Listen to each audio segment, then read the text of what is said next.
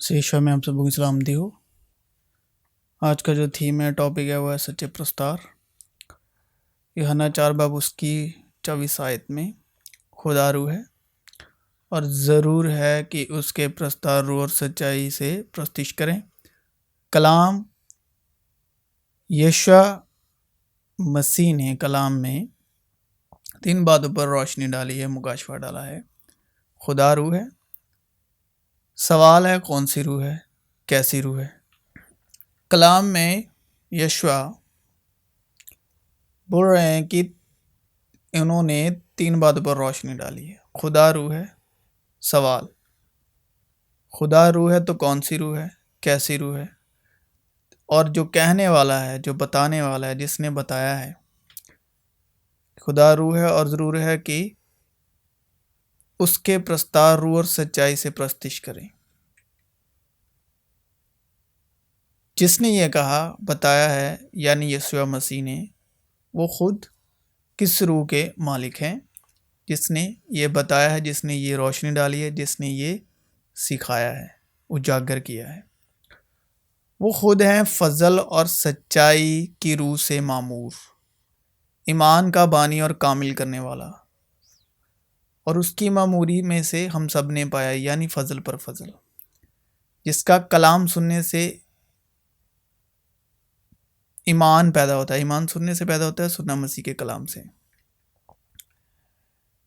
जिसने खुदा की मोहब्बत को अपनी जान देकर दुनिया पर जाहिर कर दिया कि खुदा मोहब्बत है। खुदा की मोहब्बत का मुकाशफा उसकी कुदरत, कलाम और काम से उसने अपनी पैदाइश से लेकर मौत तक, सलीबी कुर्बानी तक, जान देने तक गुरेज ना किया कि सब पर खुदा की मोहब्बत का मुकाशफा जाहिर हो जाए।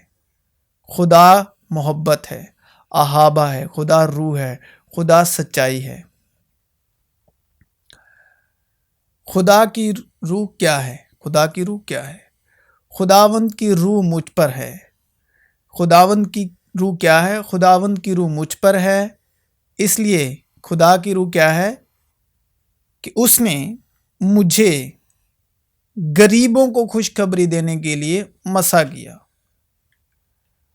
उसने मुझे भेजा है कि कैदियों को रिहाई और अंधों को बिनाई पाने की खबर सुनो। जो मसा वर्ड है ना, मसा वर्ड है खुदा की मोहब्बत। मसा यानी जो खुदा की मोहब्बत से मामूर है, जो रूहुल कुद्स के द्वारा हमारे दिल में डाली है, जो उससे मामूर है, उसे मसा कहते हैं। जो खुदा की कुदरत से, कुव्वत से, फजल से, सच्चाई से और रूहुल कुद्स के वसीले उसकी मोहब्बत से मामूर है। इसलिए कि उसने मुझे गरीबों को खुशखबरी देने के लिए मसा किया। किस लिए मसा किया? गरीबों को खुशखबरी देने के लिए। उसने मुझे भेजा कि कैदियों को रिहाई और अंधों को बिनाई पाने की खबर सुनाऊं, कुचले हुओं को आज़ाद करूं और खुदावंद के सालाए मकबूल की मनादी करूं। पहले प्रस्तार शब्द को समझते हैं और जानते हैं। प्रस्तार शब्द को समझने के लिए हमें ग्रीक में, जो ग्रीक लैंग्वेज है, यूनानी लैंग्वेज है, ये उसका शब्द है, उसको समझना होगा। प्रोस्केनेताई, ये ग्रीक में है। प्रोस्केनेताई, प्रोस्केनेताई यानी वर्शिपर। प्रोस्केनेताई यानी वर्शिपर। प्रस्तार को ग्रीक में कहते हैं प्रोस्केनेताई, यानी वर्शिपर, प्रस्तार। और प्रोस्केने सुसीन को कहते हैं वर्शिप, यानी प्रस्तिश। प्रोस्केने सुशीन, ये यूनानी और ग्रीक वर्ड है। प्रोस्केने सुशीन यानी वर्शिप, यानी प्रस्तिश। आओ अब प्रस्तिश इसका रूहानी मीनिंग क्या है, रूहानी मतलब क्या है। प्रोस कैनेताई यानी वर्शिप का, वर्शिपर का, और प्रोस कैने शुशीन का यानी प्रस्तिश का मतलब क्या है, रूहानी मतलब। आओ हम झुकें और सजदा करें। ज़बूर 95। आओ हम झुकें और सिजदा करें और अपने खालिक खुदावंद के हजूर घुटने टेकें। अब घुटनों पर झुकने का रूहानी मतलब ये है, क्योंकि हमारे खुदावंद जिस्मानी नहीं है, वो जिस्मानी सजदे नहीं चाहते हमसे, क्योंकि जो जिस्मानी है वो जिस्मानी नियत में, ख्याल में, ख्यालात में रहते हैं। जो रूहानी है वो रूहानी ख्याल में रहते हैं। जिस्मानी नियत मौत है, रूहानी नियत ज़िंदगी और इत्मीनान है। जो जिस्मानी है वो जिस्मानी बातों के ख्याल में रहते हैं, जो रूहानी है वो रूहानी बातों के ख्याल में रहते हैं। और हमारे खुदावंद अब्बा बाप आसमानी है, रूहानी है, जलाली हैं, तो वो हमसे जिस्मानी सजदे नहीं चाहते, जिस्मानी सजदों की हमसे चाहत नहीं रखते, क्योंकि साफ साफ लिखा है कि वो दिल की नीयत को जानते हैं, इरादे को जानते हैं, वो सोचों को परखते हैं। दिल, नीयत, इरादा कैसा है ये उसके लिए मायने रखता है। बेशक आप रूहुल कुद्स में दुआ कर रहे हैं, रूहुल कुद्स से मामूर हैं, लेकिन रूहुल कुद्स के पीछे आपकी नीयत, इरादा क्या है, अजर उसका है, अजर उसका है। तो हमारे बाप, आसमानी बाप हमसे जिस्मानी सजदे नहीं चाहते। वो दिली नीयत, दिली इरादा क्या है वो मायने रखता है उसकी हजूरी में। दिल के ख्यालात कैसी हैं, सोचें कैसी हैं, और उनके साथ साथ हमारा इरादा कैसा है। दिल के ख्यालात, सोचें, उस उनके साथ इरादा क्या है, उनके पीछे इरादा क्या है। क्योंकि हमारा खुदावंद, खुदा अब्बा जिस्मानी नहीं है, उसको बॉडी पोस्चर वो नहीं देखना चाहेगा। वो बॉडी पोस्चर को देख के खुश नहीं होता। लिखा है खुदावंद ईमान से खुश होता है, क्योंकि वो बदन में सिर्फ एक शख्स को ही देखता है जिसने एक ही बार कुर्बान होकर हर गुनाह आलूदा बदन का फिदिया कफारा दे दिया। सब बदनों का एक बदन, यस्सु का बदन, सभी जानों की एक जान, यस्सु की जान। खुदा रूह है। प्रस्तिश का मतलब है खुदा की छवि को दिखाना, खुदा की छवि को दिखाना, खुदा के करैक्टर को पेश करना, खुदा की सोचों को पेश करना, खुदा के ख्यालातों को पेश करना। और वो किसने मुजस्सिम किए, किसने जाहिर किए? यस्सु ने, यस्सु मसीह ने। खुदा मोहब्बत है, फजल और सच्चाई से मामूर है, हिकमत और मुकाशफा की रूह है। प्रस्तिश का मतलब खुदा की रूहानी छवि को दिखाना। पहली बात, खुदा मोहब्बत है, फजल और सच्चाई से मामूर है, हिकमत और मुकाशफा और जलाल का बाप है। खुदा के काम को जो उसने अपने बेटे यस्सु में किया, उस काम को दूसरों के दिल में जिंदा करना, उनको एहसास दिलाना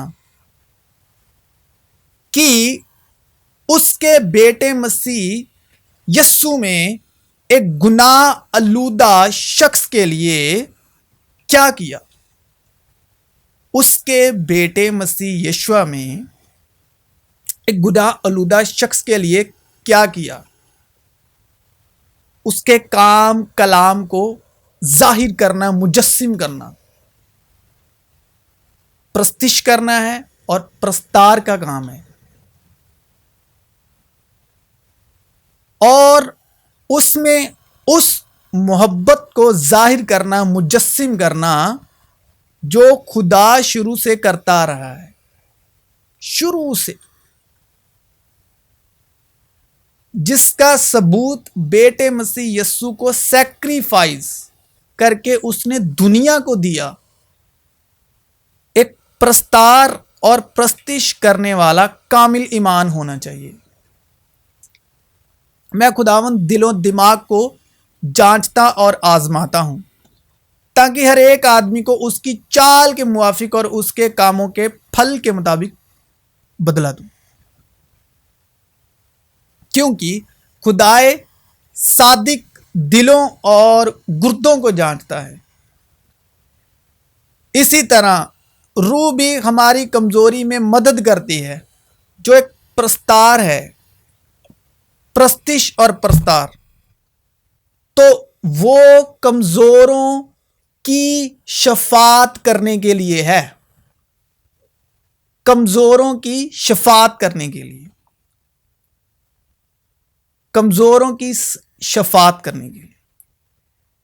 इसी तरह रूह भी हमारी कमजोरी में मदद करती है, क्योंकि जिस तौर से हमको दुआ मांगनी चाहिए वो नहीं आती, मगर रूह खुद ऐसी आहें भर भर के हमारी शफात करती है जिनका बयान नहीं हो सकता। और दिलों का परखने वाला जानता है कि रूह की क्या नियत है, क्योंकि वो खुदा की मर्जी के मुवाफिक मुकद्दसों की शफात करता है। जो मसीह का सच्चा प्रस्तार है वो कमजोरों की शफात करता है। जिस तरह मसीह मुकद्दसों की शफात करता है, और हमको मालूम है कि सब चीजें मिलकर खुदा से मोहब्बत रखने वालों के लिए भलाई पैदा करती हैं, यानी उनके लिए जो खुदा के इरादे के मुवाफिक बुलाए गए हैं। जितने खुदा की रूह की हिदायत से चलते वही खुदा के बेटे हैं। खुदावन ये नहीं देखकर आपसे खुश होते, खुदावन ये देखकर किसी से भी खुश नहीं होते कि आपको गाना बजाना कितना आता है, और गाने बजाने वाला कितने बड़े घराने से है, या कितना बड़ा उस्ताद है, माहिर है, मास्टर है। गाना, सुर लगाना, ताल सिर्फ एक तालीम है, सलीका है, एक एजुकेशन है। तालीम है, सलीका है, एक एजुकेशन है। बात कहने की, जाहिर करने की, बयान करने की। तालीम है, तहजीब है, सलीका है। म्यूजिक एक लैंग्वेज है, यानी तीन चीजें हैं। एक तो खुदा का कलाम है, इस बात को बड़े गौर से सुनिएगा और समझिएगा। एक खुदा का कलाम है जो अफजल है जो। दूसरा वो इंसान है जिसके दिल में मसीह यशुआ का कलाम है, फजल और सच्चाई के अधीन कामिल ईमान है, रूहुल कुद्स, जिससे यस्सु की बातें सीखता है वो शख्स रूहुल कुद्स से मामूर है, और यस्सु की बातें सीखता है, यस्सु की बातें याद दिलाता है, रूहुल कुद्स से सीखा हुआ। और वो सच्चाई की रूह से सच्चा गवाह है। कामिल ईमान, फजल और सच्चाई से मामूर, रूहुल कुद्स से मामूर। और रूहुल कुद्स यीशु मसीह की बातों में से सिखाता है और यीशु मसीह की बातें याद दिलाता है। और सच्चाई की रूह से सच्चा गवाह हो, जिसके लिए यस्सु ने दरख्वास्त की है, सच्चाई की रूह उसके अंदर हो और उसके साथ जिसे दुनिया हासिल नहीं कर सकती। फिर उसकी बुलाहट का मुकाशफा उस पर हिकमत और मुकाशफा की रूह से उसकी दिल की आंखें रोशन हों। मैं एक प्रस्तार की बात कर रहा हूं। उसके दिल की आंखें रोशन हों हिकमत और मुकाशफा की रूह के वसीले से। और फिर तीसरे नंबर पर आता है उसका फन, उसकी स्किल, यानी उसका आर्ट, उसका फन, उसकी मौसीकी। और यस्सु जिसके पास ये गाने बजाने की स्किल है, एजुकेशन है, ये तहजीब है, तालीम है, एक सलीका है, अपनी जो भावनाएं हैं, जो अपने थॉट्स है, उसको जाहिर करने का एक सलीका है, तहजीब है, तालीम है। तो म्यूजिक फन एक सलीका है, तहजीब है। म्यूजिक है, म्यूजिक एक आर्ट फॉर्म है। कौन सी आर्ट फॉर्म है? जो इंसान के अंदर फीलिंग्स हैं, जज्बात हैं, इंसान के अंदर फीलिंग्स हैं, जज्बात हैं, भावनाएं हैं, एहसास हैं। शब्दों और धुन, शब्दों और धुन, धुन यानी डिजाइन, शब्द और डिजाइन, धुन यानी डिजाइन, यानी सुर, साउंड के वसीले एक्सप्रेस करना, उसको बयान करना, तहजीब से, सलीके से जाहिर करना, प्रस्तिश का मतलब है। यानी रूहानी मतलब दिल का झुकाव, रूहानी तौर पर दिल, नीयत, इरादे, सोच, ख्यालात को खाकसार करने का मतलब है, सरेंडर करने का मतलब है प्रस्तिश। और जिसकी सोच, ख्यालात रूहानी तौर पर दिली इरादे जो हैं, कल्पनाएं जो हैं, वो सरेंडर हैं, वो ही सच्चा प्रस्तार है। प्रस्तार अगर कलाम से ज्यादा, मैंने शुरू में बोला कलाम है वो शख्स है और उसका फन है, कलाम है वो शख्स है जो गाने बजाने वाला है और उसका गाना बजाना है। कलाम अफजल है, ठीक है। उसके बाद वो इंसान कामिल ईमान होना चाहिए, फजल और सच्चाई से मामूर होना चाहिए, रूहुल कुद्स की बख्शिश उसको हासिल होनी चाहिए, सच्चाई की रूह से गवाह होना चाहिए, हिकमत और मुकाशफा की रूह से उस पर उसकी बुलाहट जाहिर होनी चाहिए और उसकी दिल की आंखें रोशन होनी चाहिए कि मुकद्दसों में उसकी बुलाहट क्या है और कैसी है। फनकार अगर कलाम से ज्यादा अपने फन को या नाम को आगे रख कर खुदावंद खुदा के नाम की आड़ में, खुदावंद खुदा के नाम की आड़ में, उसकी नाम की ढाल में, उसके नाम का सहारा लेकर खुद के फन के द्वारा अपने आप को बाबल के बुर्ज की तरह, वो अपने आप को दूसरों पर रोशन करने की कोशिश में है, अपने आप को, जिस तरह बाबल के बुर्ज के वक्त हुआ था। वो फनकार खुद को, यानी खुद को खुदा की आड़ में, खुदा के नाम में खुद को ऊंचा उठाने की कोशिश में है, जैसे बाबल के बुर्ज के वक्त हुआ था। खुद के फन को या खुद के नाम को ग्लोरीफाई कर रहा है, तो वो उस शख्स की मानिंद है जो, पहली बात तो वो बाबल के बुर्ज के जैसा है। जब वो बाबल के बुर्ज के वक्त आदम वंश लोगों ने वो किया था, वो उनके समान है।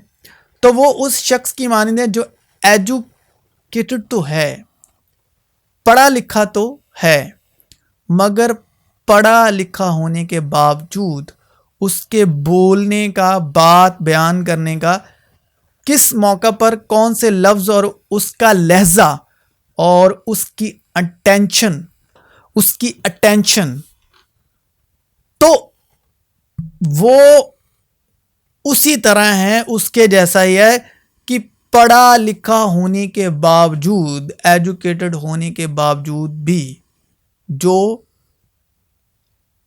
बदन की हरकतों में जिसकी हरकतें गवारों की तरह होती है, जिसकी हरकतें गवारों की तरह होती है, होता वह पढ़ा लिखा है लेकिन उसको बात करने का सलीका ना हो पढ़ा लिखा होने के बावजूद, और उसकी हरकतें गवारों की तरह हो। क्योंकि इंसान और उसका फन खुदा के कलाम के खिदमत गुजार हैं। इंसान का फन इंसान के ताबे है और इंसान खुदा के ताबे है। खुदा के कलाम के खिदमत गुजार हैं ये दोनों, इंसान का फन और खुद इंसान जो फनकार है। अगर इंसान का दिल और उसका फन कलाम को, शब्द को सुनने वालों तक और उनके दिल के दरवाजे, सोचों ख्यालों तक वो एहसास नहीं जगा रहा, कलाम के शब्द को एहसास के वसीले, जज्बात के वसीले जिंदा दिल नहीं कर पा रहा, तो वो इंसान और उसका फन,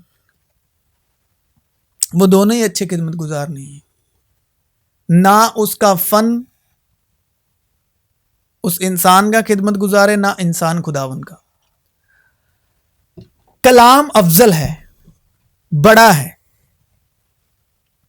वो इंसान और उसका फन खुदा के कलाम के आगे घुटने टेके हुए होना चाहिए। यानी उसकी जो घुटने टेकना मतलब उसकी नीयत और इरादा,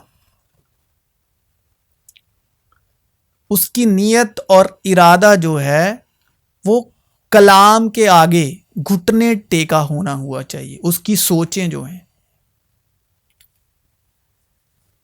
यानी आपका फन कभी कलाम के ऊपर नहीं जाना चाहिए, कभी कलाम के ऊपर नहीं जाना चाहिए। कलाम को अफजल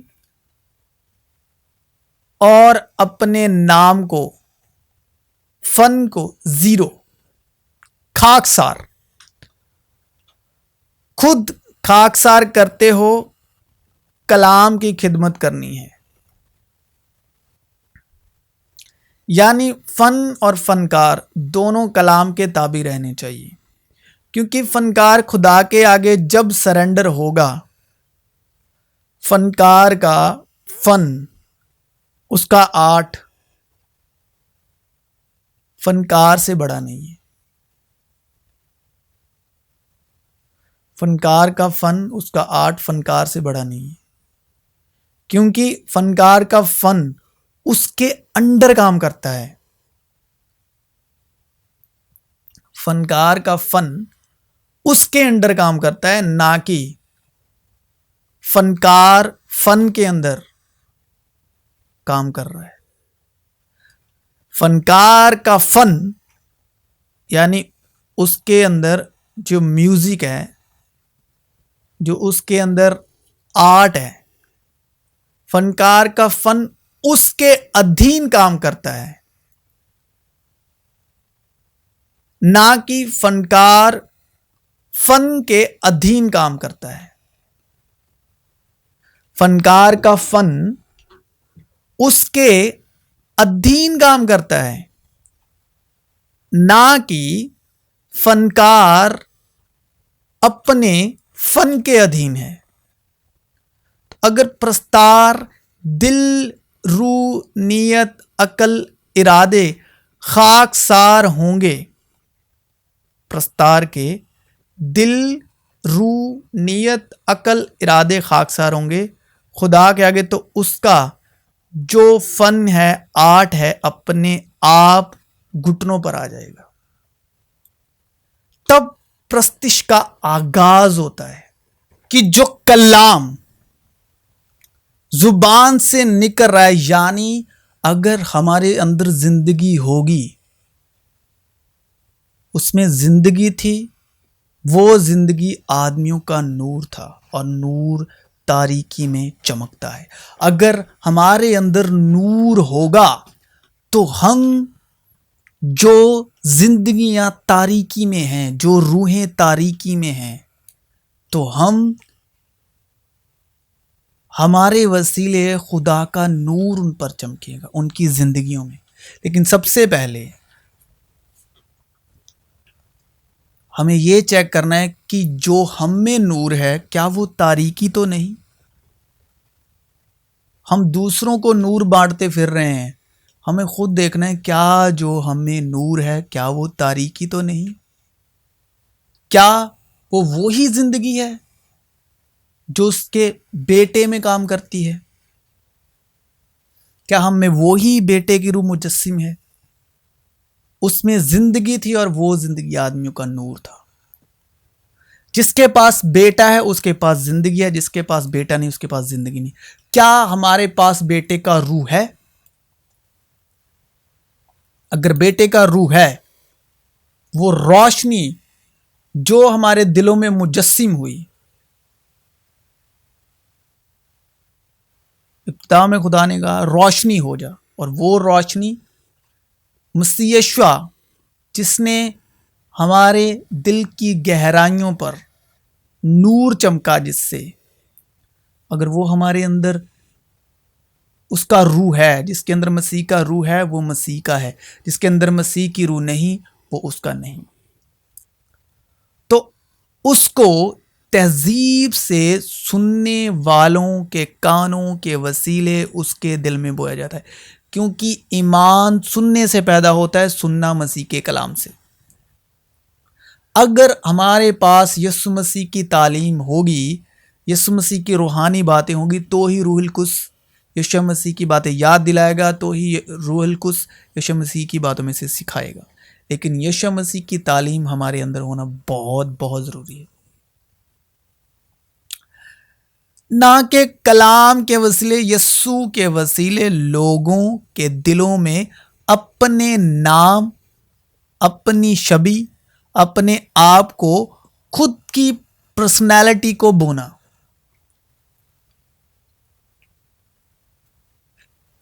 बल्कि कलाम को बोना है सलीके से, तहजीब से। ये टेंशन होनी चाहिए प्रस्तार के अंदर कि मेरे मुंह से जो शब्द, यीशु मसीह ने कहा एक नुक्ता भी ना टलेगा, कि जो मेरे मुंह से वो कलाम, वो नुक्ता भी निकल रहा है, क्या वो सही है? कलाम का नुक्ता भी नहीं बदलना चाहिए, कम नहीं होना चाहिए,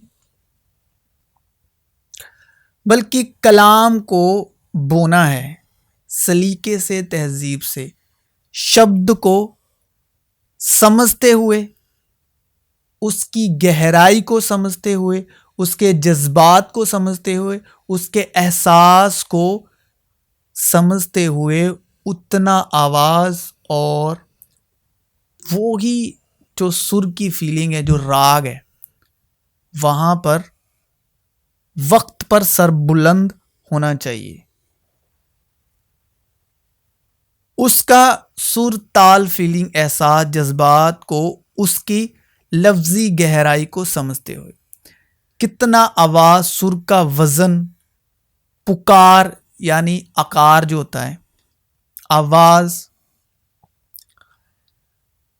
के साथ भावना को एक्सप्रेस करना, खुद के अंदर वो फीलिंग होगी तो सब पर जाहिर हो जाएगी।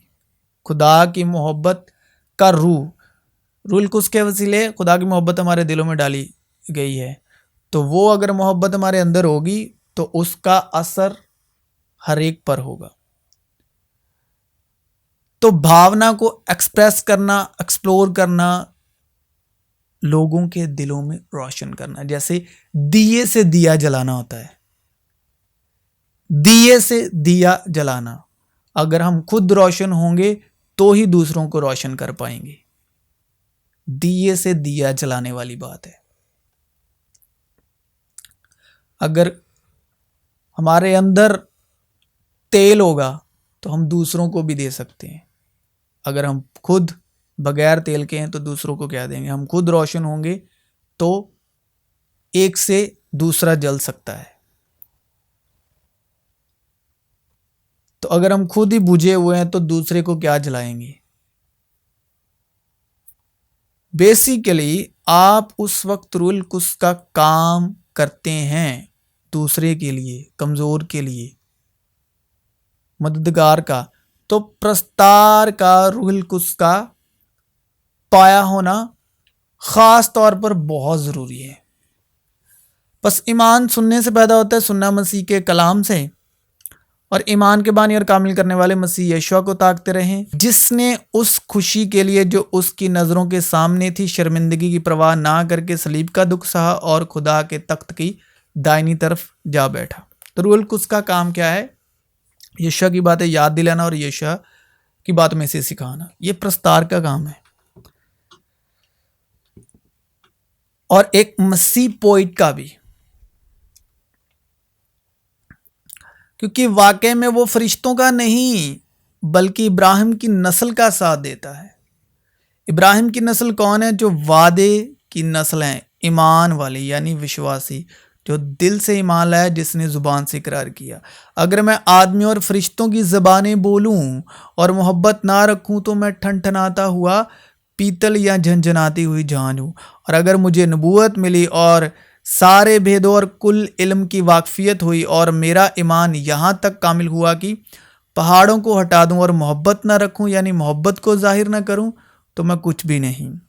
और अगर अपना सारा माल गरीबों को खिला दूं या अपना बदन जलाने को दे दूं और मोहब्बत ना रखूं तो मुझे कुछ भी फ़ायदा नहीं।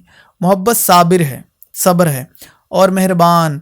मोहब्बत हसद नहीं करती, मोहब्बत शेखी नहीं मारती और फूलती नहीं, नजेबा काम नहीं करती, अपनी बेहतरी नहीं चाहती, झुंझलाती नहीं, बदगुमानी नहीं करती, बदकारी से खुश नहीं होती बल्कि रास्ती से खुश होती है, सब कुछ सह लेती है, सब कुछ यकीन करती है, सब बातों की उम्मीद रखती है, सब बातों की बर्दाश्त करती है। मोहब्बत को ज़वाल नहीं, नबूवतें हो तो मौकूफ़ हो जाएंगी, ज़बानें हो तो जाती रहेंगी, इल्म हो तो मिट जाएगा, क्योंकि हमारा इल्म नाकिस है और हमारी नबूवत ना तमाम। लेकिन जब कामिल आएगा, ईमान के बानी और कामिल करने वाले मसीह यीशु को ताकते रहें, तो नाकिस जाता रहेगा। जब मैं बच्चा था तो बच्चों की तरह बोलता था, यानी ये किसकी बात कर रहा है? नबूवत की बात कर रहा है, इल्म की बात कर रहा है, फरिश्तों की ज़ुबानें की बात कर रहा है कि ये मतलब ये बच्चों की तरह, ये बच्चों के जैसे है, बच्चों की तरह बोलता था। बच्चों की सी तरबियत थी, बच्चों की सी समझ थी, यानी ये बच्चों की समझ है। लेकिन जब जवान हुआ, यानी जवान हुआ जब मोहब्बत में कामिल हुआ, जवान होने का मतलब मोहब्बत में कामिल हुआ, तो जब जवान हुआ तो बचपन की बातें तर्क कर दी। अब हमको आईने में धुंधला सा दिखाई देता है, मगर उस वक्त रूबरू देखेंगे। इस वक्त मेरा इल्म नाकिस है, मगर उस वक्त ऐसे पूरे तौर पर पहचानूंगा जैसे मैं पहचाना गया हूँ। गरज ईमान, उम्मीद, मोहब्बत, ये तीनों दायमी है, मगर अफजल इनमें मोहब्बत है। खुदा ने दुनिया से ऐसी मोहब्बत की और अपना इकलौता बेटा बख्श दिया था कि जो कोई उस पर ईमान लाए अब तक की ज़िंदगी हासिल करे, हमेशा की ज़िंदगी। लेकिन खुदा अपनी मोहब्बत की खूबी हम पर यूं जाहिर करता है कि जब हम गुनाहगार ही थे, मसीह हमारी खातिर मोया। जिंदा करने वाली तो रूह है, जिस्म से कुछ फ़ायदा नहीं। जो बातें मैंने तुमसे कही वो रूह हैं और ज़िंदगी भी हैं। यहोवा की स्तुति करो, परमेश्वर के पवित्र स्थान में उसकी स्तुति करो। उसकी समर्थ से भरे हुए आकाश मंडल में उसकी स्तुति करो। उसके पराक्रम के कामों के कारण उसकी स्तुति करो। कामों की स्तुति करनी है। उसकी अत्यंत बड़ाई के अनुसार उसकी स्तुति करो। नरसिंगा फूंकते हुए उसकी स्तुति करो। सारंगी और वीणा बजाते हुए उसकी स्तुति करो। डफ बजाते और नाचते हुए उसकी स्तुति करो। तार वाले बाजे और बांसुली बजाते हुए उसकी स्तुति करो। ऊंचे शब्द वाली झांझ बजाते हुए उसकी स्तुति करो। आनंद के महा शब्दावली झांझ बजाते हुए उसकी स्तुति करो। जितने प्राणी हैं सबके सब यहोवा की स्तुति करें, यहोवे की स्तुति करो।